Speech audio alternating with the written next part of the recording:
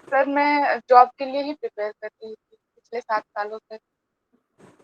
तो इतने लंबे समय से 7 साल में आपने कोई एग्ज़ाम वग़ैरह दिया या अभी आप गार्जियन पे ही वार्डन बने हुए हैं? आपको नहीं लगता है कि एक लंबा समय हो गया है? जी सर, मैं बिल्कुल सहमत हूँ, समय लंबा हो गया है। स्टार्टिंग में थोड़ा अपने घर से बाहर निकल के पढ़ने के बाद हाई स्टडी घर में करने वाली, परस्यू करने वाली मैं ही रही। स्टार्टिंग में पेरेंट्स चाहते थे कि आप मतलब मैं पीएचडी की तरफ जाऊँ, लेकिन मेरा उधर बहुत ज़्यादा रुझान नहीं था। ये चीज़ें फिगर आउट करने में 1-2 साल लग गए और जब तक मैं समझ सकी कि हाँ, मुझे सिविल सर्विसेज़ के लिए चाहिए और इसमें आई, तो थोड़ा स्टार्टिंग में अपना सीरियसनेस भी थोड़ा कम ही रहा, फिर गाइडेंस वगैरह भी प्रॉपर नहीं मिल पाया, तो टाइम लग गया सर। तो आपने पीएचडी भी किया है? नो सर, नेट क्वालीफाई कर लिया है नेट लेकिन किया है। ओके। तो जेआरएफ भी हुआ उसमें या सिर्फ़ नेट हुआ? नो सर, बस नेट क्वालीफाई। ओके। तो बीएचयू में आप 2017 में कंप्लीट किए हैं और यस, 2019 से ओके, मार्च। मास्टर्स किए हैं। आपकी हॉबी डायरी राइटिंग है। कब से आप कर रहे हैं डायरी राइटिंग? सर मुझे जहाँ तक याद है सबसे पहले मैंने 2013 में लिखा था। ये मेरे अपने मन से नहीं लिखा था, मतलब मेरे भैया ने बोला था कि लिखो अच्छा होता है करके। हुँ। बट उसके बाद वो बहुत रेगुलर नहीं था। फर्स्ट टाइम उसमें लिखा, फिर अभी ये वाला जो फेज़ है एग्ज़ाम वाला, तो अपने पर्सनल थॉट्स एंड ऑल, अपना एनालिसिस, अपना मिस्टेक, तो ये अभी कंटिन्यू है, लगभग 4 साल 5 साल से मैं कंटिन्यू। सबसे पहले 2013। ओके। तो ये बताइए कि डायरी राइटिंग से आपको क्या फ़ायदा मिला या आपको क्या अच्छा लगा इससे लिखने से? कुछ बताइए उसके बारे में विशेषताएँ?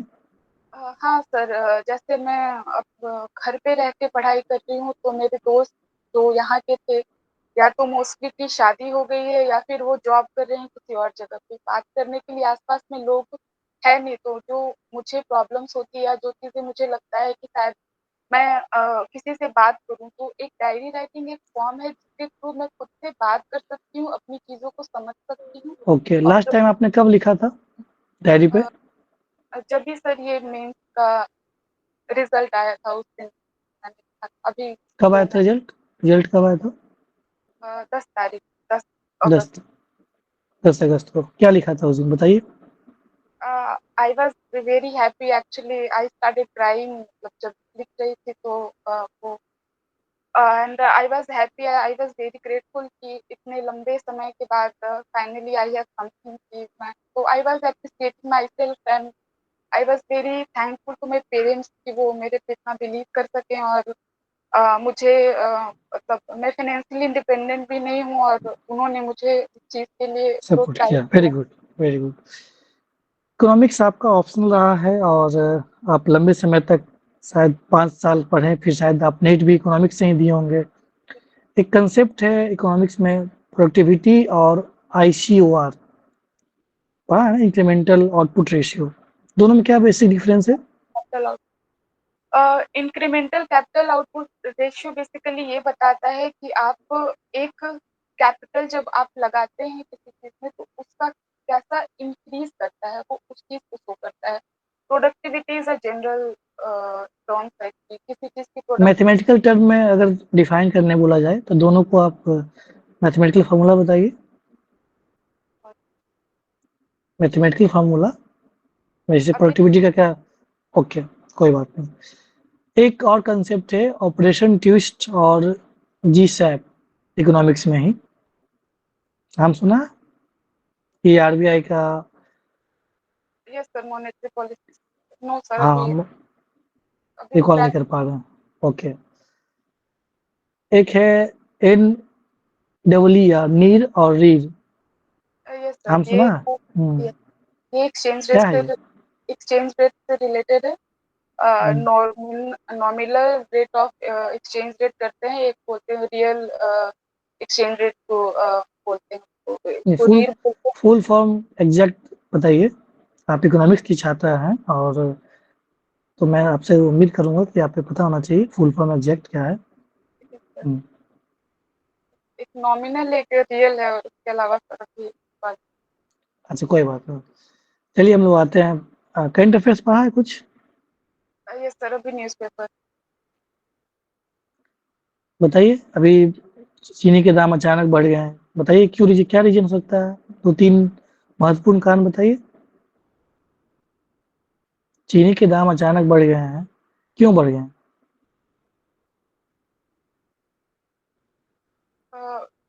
सर चलिए ये बताइए कि रीज़न मैं गेस इन कर सकती हाँ, गेस कीजिए। सर ये बोल सकते हैं अभी ब्लेंडिंग की वजह, इथेनॉल ब्लेंडिंग की वजह से शायद शुगर मोस्टली उधर जा रहा हो उसकी वजह से, और लोग उसको होल्ड करके रख ले रहे हैं शायद। एग्जैक्ट मुझे एक इन्फ्लेशन का एक टारगेट फिक्स किया गया है, क्या है उसका टारगेट, कितना परसेंटेज होता है? इन्फ्लेशन सर कितना से कितना एक परमिसिबल लिमिट होता है उसका, क्या है लिमिट? 2% से 6%। Okay, over two rupees sir. Thank you sir. Aditi, आपकी हॉबी डायरी राइटिंग है, कब से आप डायरी लिख रहे हैं?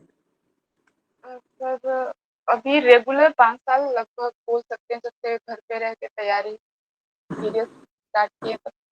और बहुत पहले मतलब फर्स्ट मुझे याद है 2013 के आसपास घर में पेरेंट्स कहने बताना शुरू किया।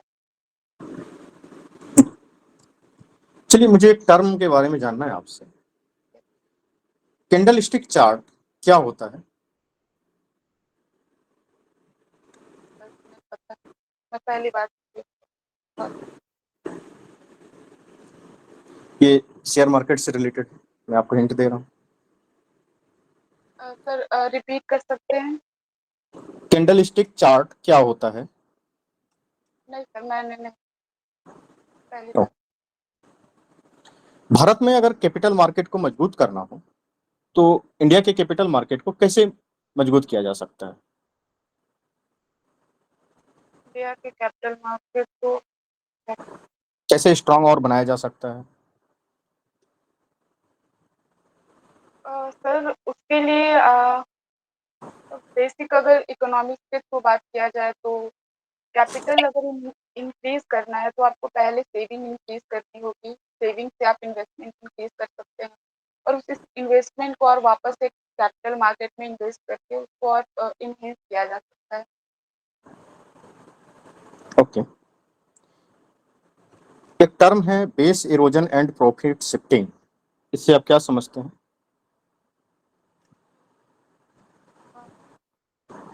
सर ये कंपनीज करती हैं ताकि वो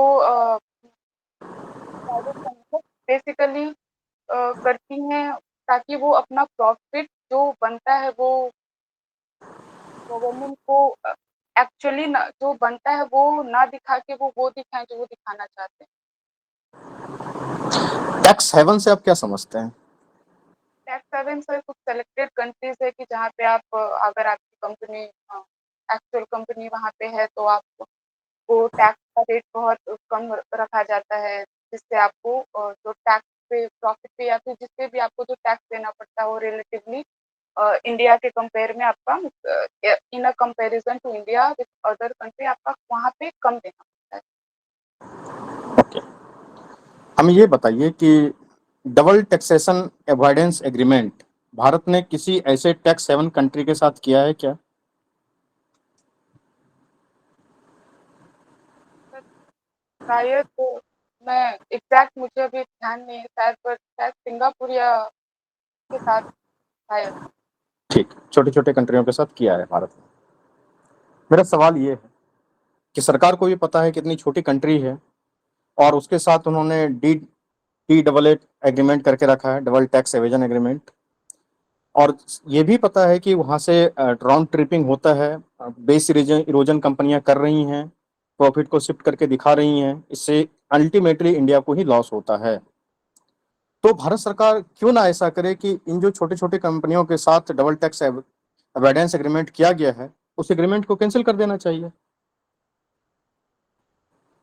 नहीं सर, ये नहीं कर सकते क्योंकि डबल टैक्स अवॉइडेंस का मतलब ही यही है कि आप आपने जो प्रॉफिट एक जगह पे कमाया, उस पे आपने जो टैक्स यहाँ दे दिया और वापस से आपको उस जगह पे दूसरे कंट्री में आपको सेम प्रॉफिट पे टैक्स ना दिया जाए। अगर ये इंडिया करती है तो जैसे जो कंपनी है, ज़रूरी नहीं है कि वो कंपनी इंडिया की ही हो और वहाँ पे रह रही हो।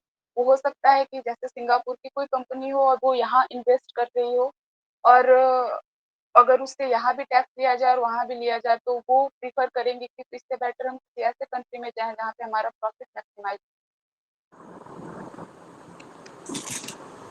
ओके। आज आपने आज का न्यूज़पेपर पढ़ा है? क्या है, कुछ समाचार बताइए।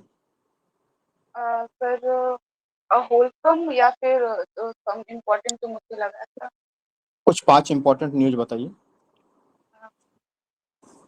एक मैंने E20 के बाद इथेनॉल 20% ब्लेंडिंग पे एक आर्टिकल पढ़ा है और स्पोर्ट्स में मैंने पढ़ा है कि अभी जो बैडमिंटन चैंपियनशिप हो रहा है उसमें हमारे यहाँ के लोगों ने मतलब ब्रोंज जीता है और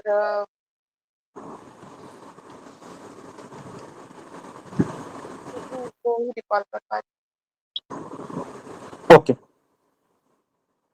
रुचि ma'am. Yes, sir. Hello, Aditi. Am I audible to you? Yes. Okay. Comfortable हो आप? Yes.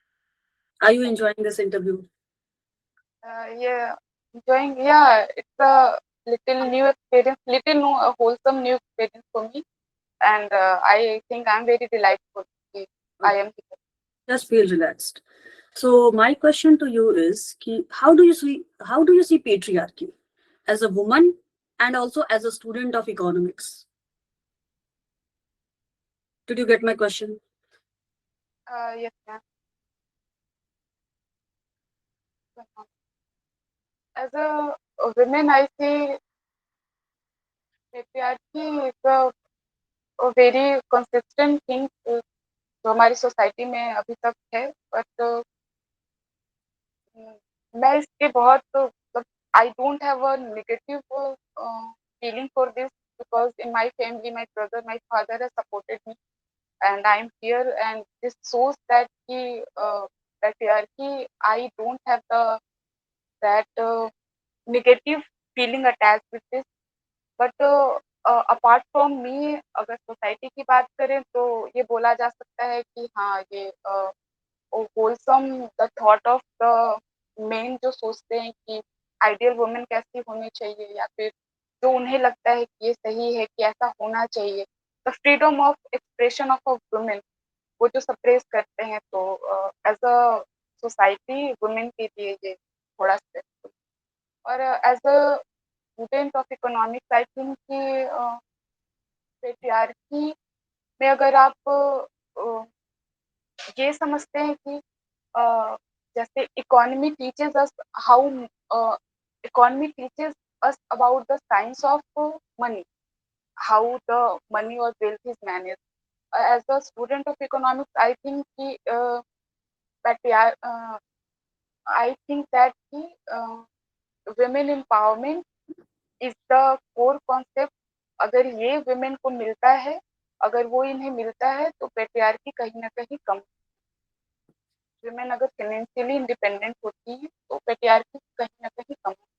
So is it good for society or is it good for economy or not? Removing patriarchy. Good for fun. Okay. Is there any benefit to patriarchy? Do you see any benefit to patriarchy? Is there I any think everything. Okay, sorry, आप बोलिए। Is there any way we can justify patriarchy?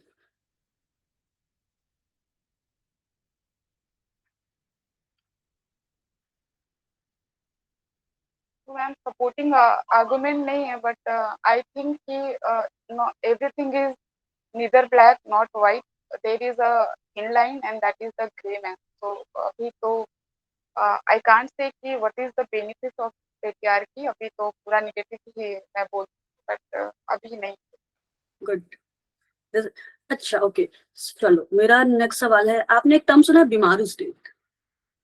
BIMARU state, yes. तो बीमारू state क्या है? Do you who has coined it?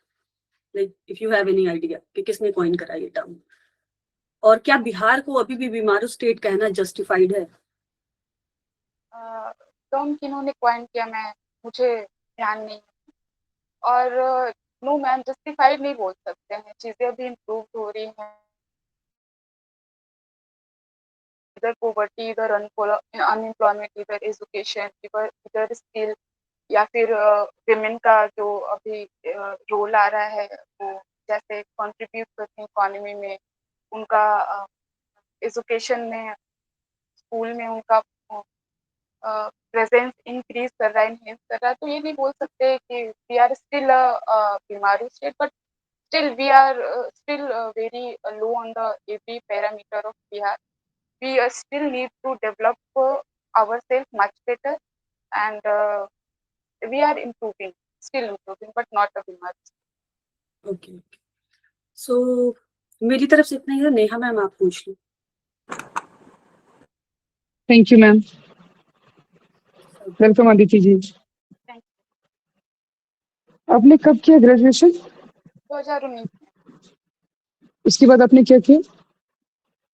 Ma'am, लगभग बोला जाए तो मैं एग्जाम के लिए प्रिपेयर कर, टू बी वेरी बिल्कुल। और इस बीच में मुझे जहाँ तक याद आ रहा है कि आपने कार्तिक इन सबसे बताया कि पेरेंट्स का कुछ था कि आप पीएचडी की तरफ जाइए और आपने इधर आने का सोचा। इस दौरान कुछ फ्रिक्शन की वजह से ये चीजें आपकी देर हुई, ऐसा कुछ कहा था आपने। तो मैं को ऐसा लग रहा है कि आपकी पर्सनालिटी में डिसीजन मेकिंग पावर की कमी दिख रही है मुझे, कि आप अपने डिसीजन नहीं लेते। एक बार और आपने इंटरव्यू के दौरान जिक्र किया है कि भैया ने बोला था तो मैंने ये डिसीजन लिया, आपको उसके लॉजिक्स नहीं पता। तो क्या मैं मानूं कि एज ऑफिसर आप में डिसीजन मेकिंग पावर की कमी है?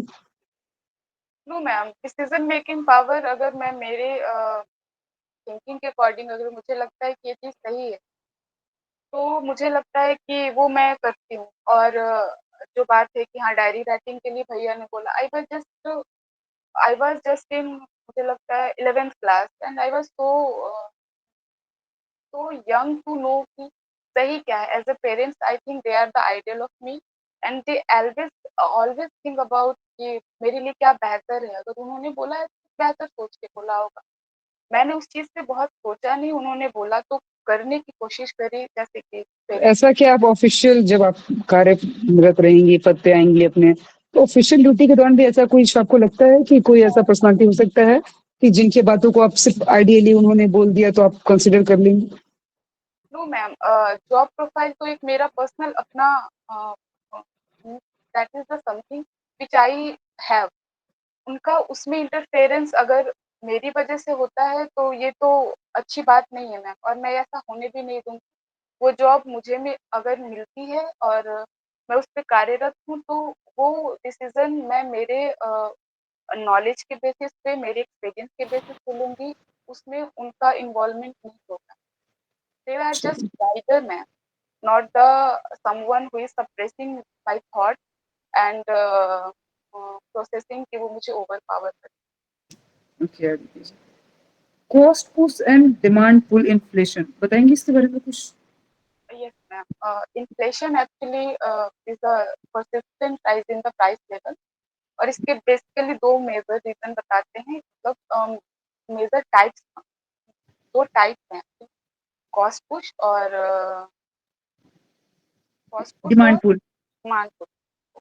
तो डिमांड में बेसिकली डिमांड ड्रिवन है कि अगर मार्केट में मान लीजिए सप्लाई, किसी पेन की सप्लाई बहुत कम हो तो लोगों में एक एंजाइटी हो जाएगी। जैसे अभी लेटेस्ट एग्जांपल समझते हैं, गैस वाला जो हुआ कि वॉर हो रहा था और गैस का अचानक से हो गया कि शायद हमें ना मिल पाए, तो अचानक से लोग रोड पर उतर आए कि हमें भी वो सिलेंडर वाला गैस चाहिए।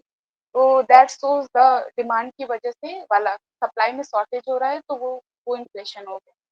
कॉस्ट वाला कि जैसे अगर कोई पेन मैन्युफैक्चर हो रहा है तो वहाँ के जो वर्कर काम कर रहे हैं, अगर किससे आज हमारा वेज इंक्रीज करिए और उनका वेज इंक्रीज होता है, तो उस वेज की इंक्रीज होने की वजह से जो पेन का प्राइसेस हाइक कर जाएगा, that is because of the cost. Okay, liquidity trap क्या है?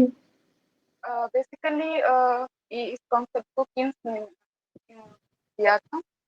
तो उन्होंने बताया था कि आफ्टर सम टाइम कि अगर आप इकोनॉमी में इंटरेस्ट रेट बढ़ा रहे हैं या घटा रहे हैं, उसका आप जो पैसे अपने पास रखे हैं, उस पे कोई इफ़ेक्ट नहीं पड़ता है।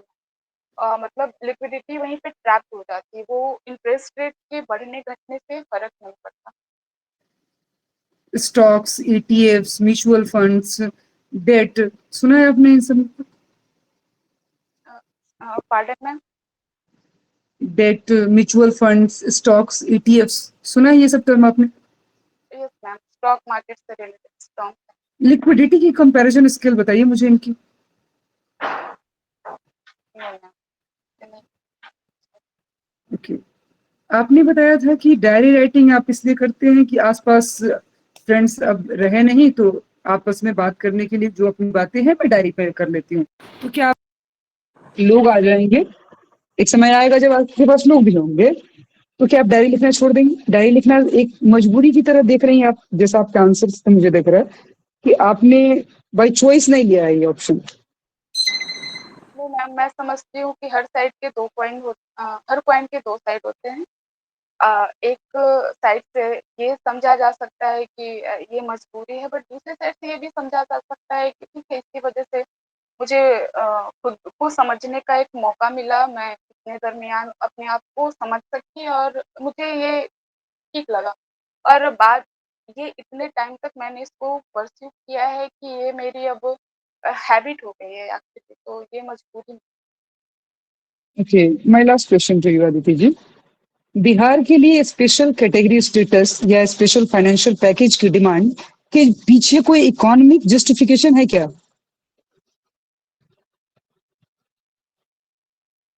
हाँ, मतलब बोल सकते हैं कि इकोनॉमी हमारी वीक है। बेसिकली हम लोग एग्री बेस्ड इकोनॉमी है, तो हमें अगर इन्वेस्टमेंट इंक्रीज करना है तो वी नीड मोर फंड।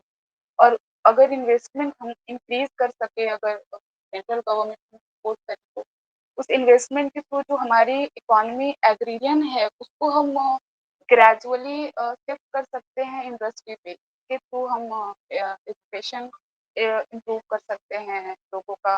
कोई ऑल्टरनेटिव मेजर्स आपके माइंड में आ रहा हो, इसका कोई ऑल्टरनेटिव मेजर्स हो सकता है? किस चीज़ के लिए मैम?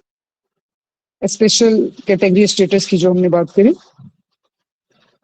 आप एमएसएमई सेट कर सकते हैं, मतलब स्मॉल इंडस्ट्रीज आप लगा सकते हैं अगर आपको इकोनॉमी के को इनहेंस करना है या ग्रो करना है। थैंक यू अदिति जी। कब है आपकी इंटरव्यू? सर 8 तारीख को है, सेकंड। 8 सितंबर। ओके, तो कैसा रहा इंटरव्यू बताइए, अपना मार्क्स दीजिए आउट ऑफ 10। मुझे 4 में देना चाहूँगी, क्योंकि इकोनॉमिक्स कितना? के बहुत सारे 4.5? 4? इकोनॉमिक्स के नहीं, इतना भी नहीं खराब था, बट इकोनॉमी का क्वेश्चन। अच्छा, हाँ। यस सर, क्योंकि एक्चुअली बहुत साल हो गए, तो वो बहुत मास्टर्स वाला रेगुलर वाला भी रिवीजन नहीं है। तो उसको देखना है। देखिए, आपकी पर्सनालिटी ऐसी नहीं कि आपके पास कंटेंट नहीं, कंटेंट है, बट क्या हो रहा है कि थोड़ा सा एक नर्वसनेस है। पहला इंटरव्यू है ये? Interview yes sir. पहला है? ओके, डरना नहीं है, घबराना नहीं है। 4.5 से अच्छा गया है, ऐसा नहीं है कि उससे अच्छा है। देखिए, 2-3 चीज़ें हैं। आपके पास कंटेंट है, बस कंटेंट को अच्छे तरीके से प्रेजेंट करना है, पहला। दूसरा, जो हम लोग इंटरव्यू में बोलते हैं, जैसे रुचि मैम ने पूछा आपसे इंग्लिश में, अगर आप कंफर्टेबल हैं, आप इंग्लिश में जवाब दीजिए। नहीं कंफर्टेबल हो पा रहे हैं, आप हिंदी में बोलिए, है ना? आप sorry ma'am, sorry sir, can I speak in Hindi, या I am more comfortable in Hindi, तो कैन आई ऐसा स्पीक। हो हाँ, जाता है ऐसा हो जाता है कि अगर आगे से सवाल इंग्लिश में आता है तो दिमाग प्रोसेस ही इंग्लिश में हाँ, करता है। कोशिश करता है, लेकिन आप खुद अब समझ सकते हैं कि आपको किस लैंग्वेज में बेहतर आंसर कर पाएंगे, है ना? लेकिन क्या होता है कि जब आप इंग्लिश फ्लुएंटली बोलते हैं तो अच्छा लगता है, वो बीच में स्टक कर जा रहे हैं, फिर आप हिंदी बोलने लग रहे हैं, वो दैट साउंड्स बैड, है ना? तो ऐसा उसको नहीं ध्यान कर रखें। सकते, मतलब हाँ, दोनों एकदम से खुद हिंदी भी तो नहीं आती। नहीं, दोनों नहीं बोल सकते हैं। या आप हिंदी बोलिए, इंग्लिश बोलिए, आप तो टर्मिनोलॉजी यूज करिए, लेकिन आप दोनों नहीं बोलना है ना? बाइलिंगुअल से थोड़ा सा परहेज करना है। आप प्रयास करिए, या तो हिंदी बोल लीजिए, हाँ, ही ध्यान रखना है। कॉन्फिडेंट आप हैं, बट थोड़ा-सा और जब कंटेंट जो इकोनॉमिक्स का है ये सब या अभी आपका सारा बेसिक मैं देख करंट अफेयर्स है, बिहार है, इसको अच्छे से कर लेना है, तो आप और कॉन्फिडेंट फ़ील करेंगे। और डरना नहीं, घबराना नहीं है, आपके पास ठीक-ठाक अनुभव है, एक्सपीरियंस है, नॉलेज है, तो उसको आप अच्छे से प्रेज़ेंट करेंगे। मैम ने पूछा पेट्रियार्की वाला प्रश्न अच्छा प्रश्न था, तो जहाँ पे लॉजिकल प्रश्न आ रहा है उसको आपको अच्छे अटेम्प्ट लेना ही है, या आपके लाइफ से या बीपी रिलेटेड इश्यू है, उसको कैसे इकोनॉमी में लिंक करना है, एक अच्छा प्रश्न था। मैंने हुँ। उसमें जो मैंने आंसर दिया वो ठीक-ठाक था, मतलब और उसमें क्या इम्प्रूव ठीक था, उसको अच्छे से और रिलेट किया जा सकता था। नेहा मैम ने पूछा इकोनॉमी का प्रश्न बिहार वाला, तो वो बिहार का सेक्शन देखना है, जो प्राइमरी सेक्टर है, सेकेंडरी सेक्टर है, टर्शियरी सेक्टर है, कौन-कौन गवर्नमेंट की स्कीम्स है, फ्लैगशिप स्कीम है और कैसे डेवलप कर रहा है, कहाँ-कहाँ कमियाँ हैं।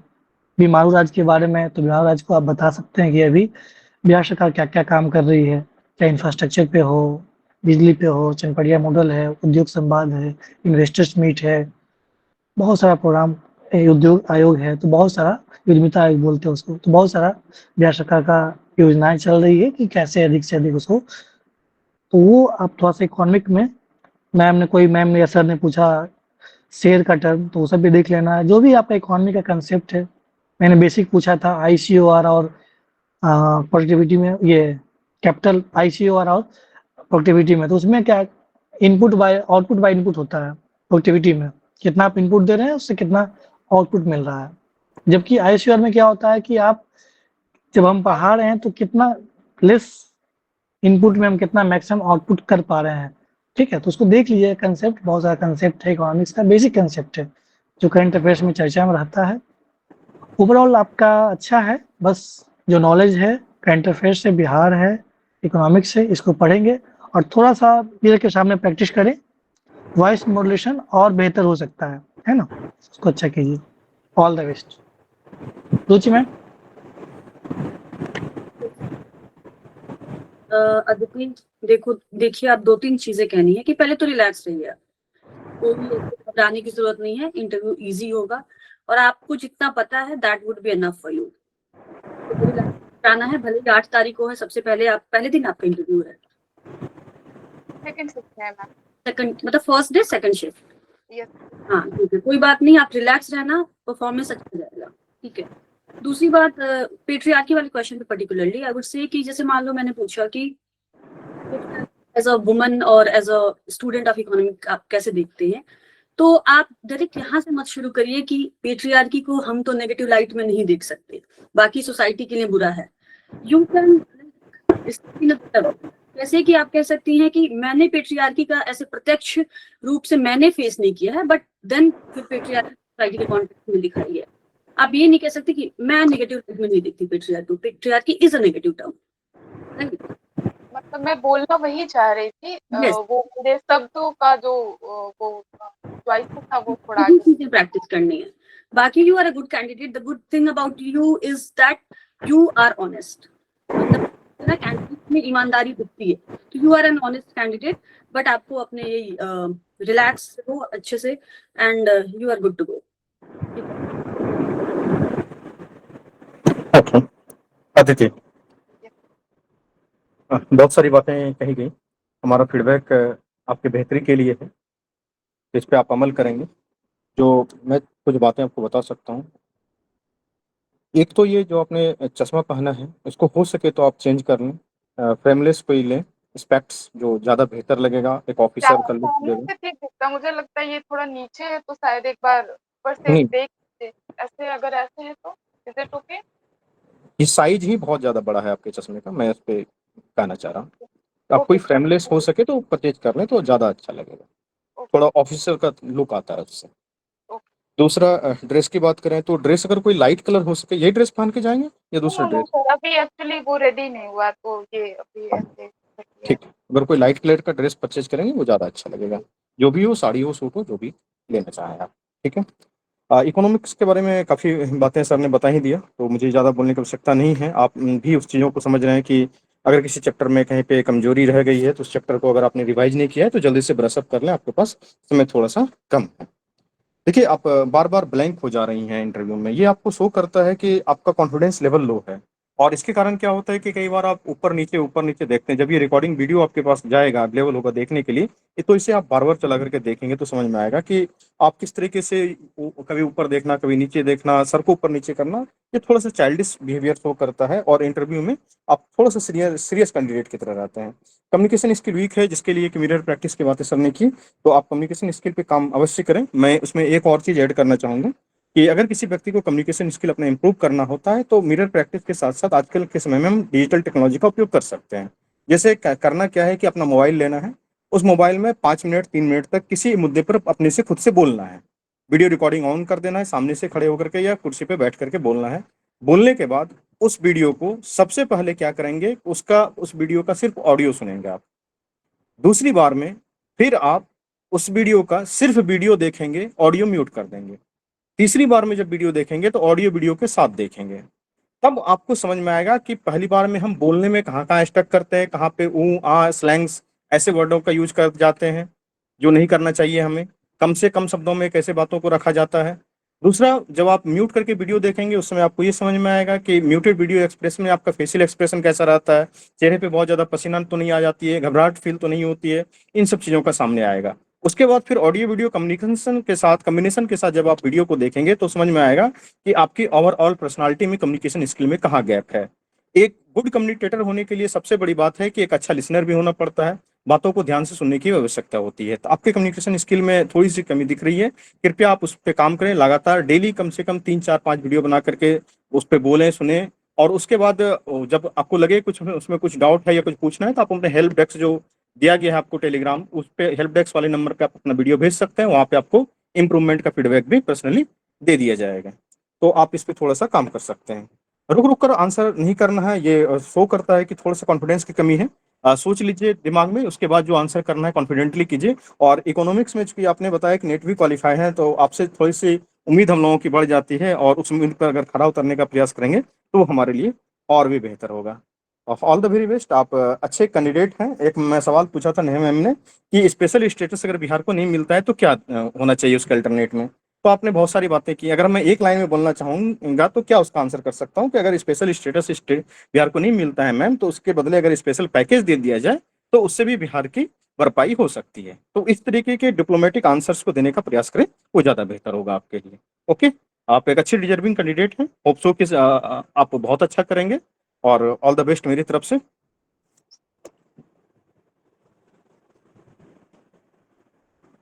ओके, ऑल द बेस्ट रीति। नेक्स्ट।